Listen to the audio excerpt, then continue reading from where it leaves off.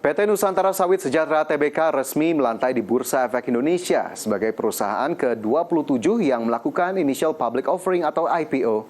Nantinya dana hasil IPO akan digunakan perusahaan untuk membiayai pembangunan fasilitas produksi baru. Dihadiri jajaran Direksi Bursa Efek Indonesia, PT Nusantara Sawit Sejahtera Tbk resmi melantai di Bursa Efek Indonesia melalui Initial Public Offering atau IPO. Dengan melepas sebanyak 3,568 miliar saham kepada publik atau setara 15% dari modal disetor setelah penawaran umum perdana saham. Dengan resmi tercatat di Bursa Efek, Presiden Direktur Nusantara Sawit Sejahtera Teguh Patriawan menyebutkan saham dengan kode emiten NSSS ini mampu menghimpun dana Rp453 miliar dengan Rp127 per lembar saham. Sementara dana hasil IPO akan digunakan untuk membiayai pembangunan fasilitas produksi pembiayaan penanaman baru dan modal kerja entitas anak usaha melalui mekanisme penyertaan modal. Dana IPO akan kita pergunakan untuk pengembangan perusahaan. Jadi tidak ada satu sen pun yang keluar tanpa ada manfaat buat perusahaan.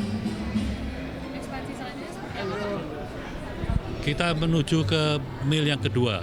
Saat ini kita dalam pembangunan pabrik PKS, pabrik kelapa sawit yang kedua. Di salah satu anak perusahaannya. Berapa hektar? Oh, itu sudah ada tanaman 26.000 lebih, 26.000 lebih, dan itu akan tambah lagi satu PKS.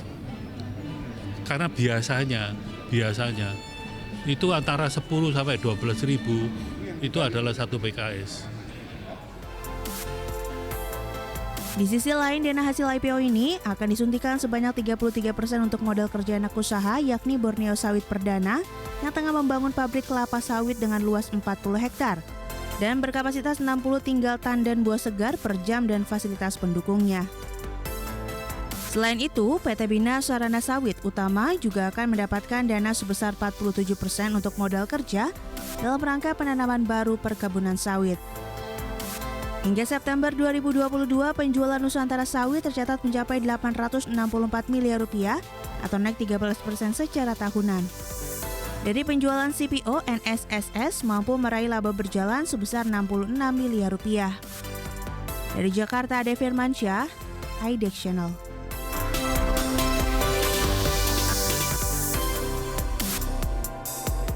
Ya, pemirsa, informasi tadi sekaligus mengakhiri perjumpaan kita kali ini. Dan tetap perbaharui informasi Anda dengan menyaksikan IDX Channel. Saya Fajar Wayong, sampai jumpa.